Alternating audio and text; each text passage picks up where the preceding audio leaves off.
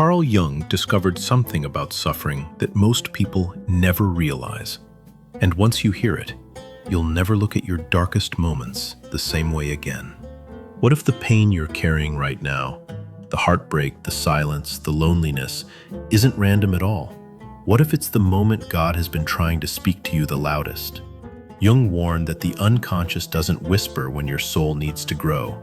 It breaks you first. It shatters the identity you've outgrown so the truth you've been avoiding can finally rise. And here's the part that will disturb you. Your suffering may not be punishment. It may be communication. Because once you understand why darkness appears, nothing in your life will ever look accidental again.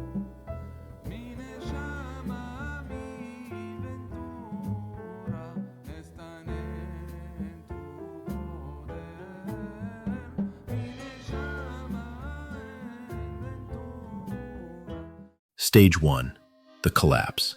It begins with a sudden emotional crash, a moment where nothing feels solid anymore.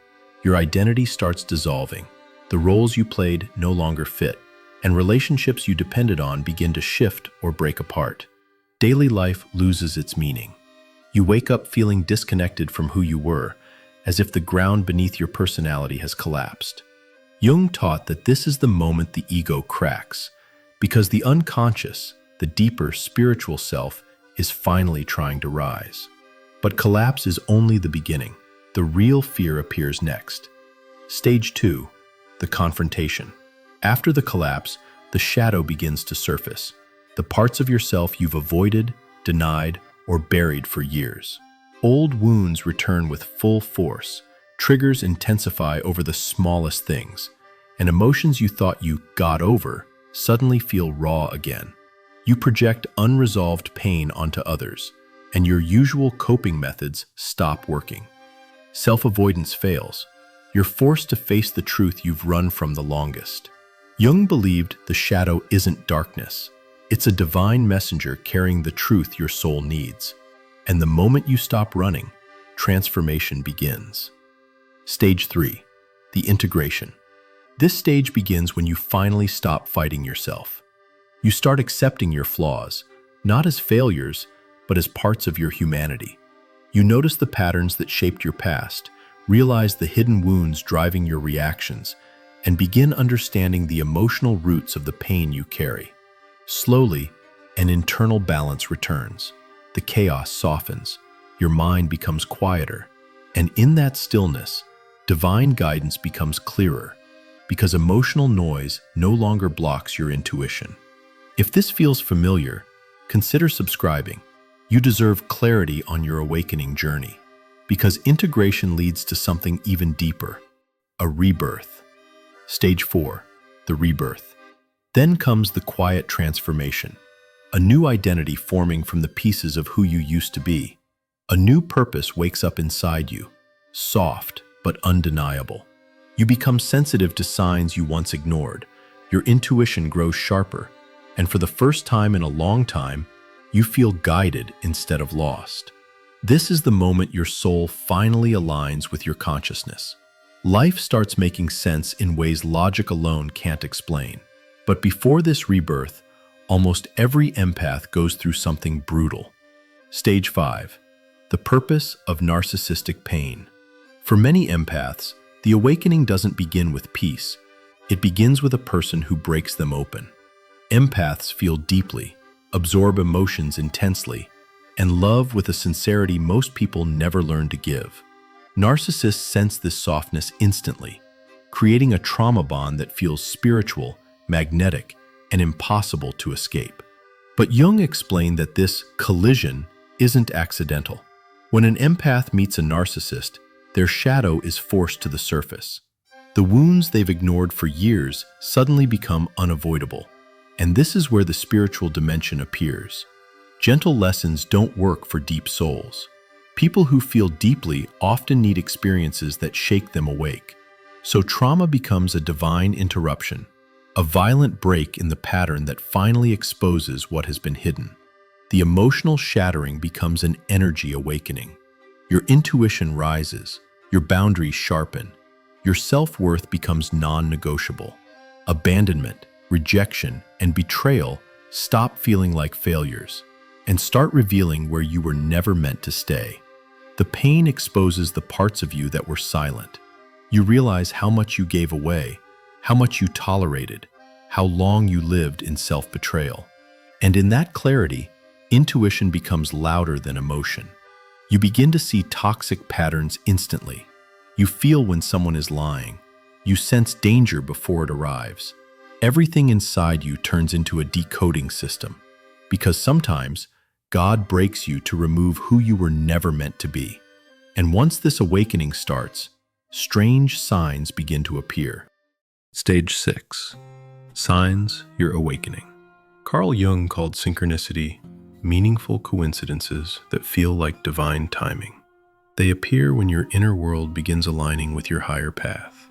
During an awakening, these signs multiply, almost as if reality is responding directly to your emotions. Sign 1. Repeating numbers. You keep seeing 111, 222, 444. These patterns aren't random. They're signals that your inner and outer worlds are syncing. Sign 2.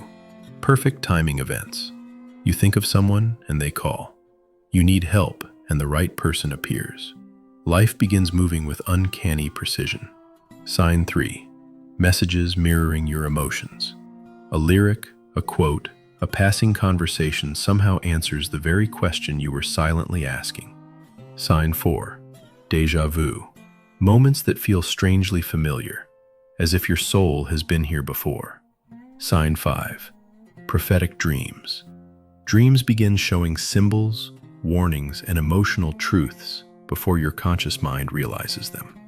Sign 6. People exiting suddenly.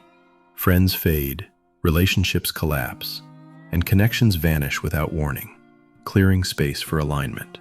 Sign 7.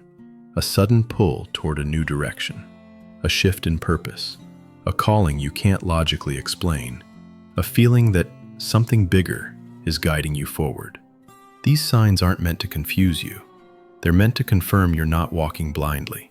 If you've experienced even one of these, comment below what showed up for you. But remember, seeing signs is useless unless you know how to interpret them. Stage 7. Awakening through shadow integration. To truly understand why God speaks through darkness, you must learn to integrate your shadow, the hidden parts of yourself that have been calling for your attention. It begins with simple observation. Watch your emotions without judging them. Don't label them as good or bad. Just notice what rises. When you stop resisting, the messages become clearer. Next, decode your emotional triggers. Every strong reaction is a doorway. If something hurts deeply, it's pointing exactly where healing is needed. Jung often used shadow journaling, writing down what appeared, what emotion followed, and what memory or pattern it connects to. This turns confusion into clarity.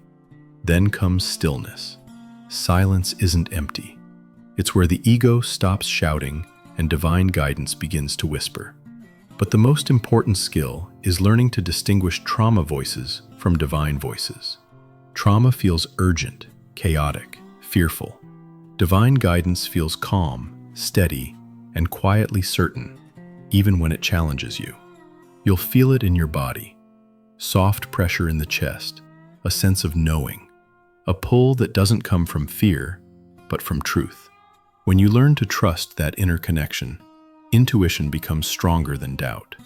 If you want clarity on your awakening journey, consider subscribing.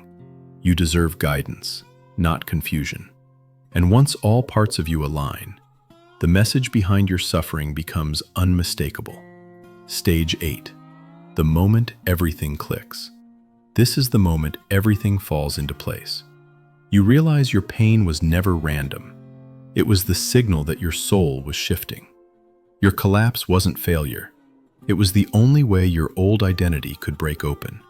Your trauma wasn't punishment. It was the catalyst that pushed you toward awakening. Every synchronicity that appeared wasn't coincidence. It was guidance. And the shadow you feared? It was never darkness. It was the doorway to who you were meant to become. Because God speaks loudest through the wound you try hardest to hide. Jung said it best, "In the cave you fear to enter lies the treasure you seek." Take a breath. You've just walked through the very path your soul has been trying to show you. Whatever pain you're carrying right now, you're not facing it because you're weak. You're facing it because you're awakening. Your darkness is not a dead end. It's guidance. It's direction. It's the part of you God is speaking through the loudest. Before you go, tell me gently in the comments, which part touched your soul the most? And if you want more clarity, healing, and awakening on your journey, consider subscribing. You're not alone. You're becoming.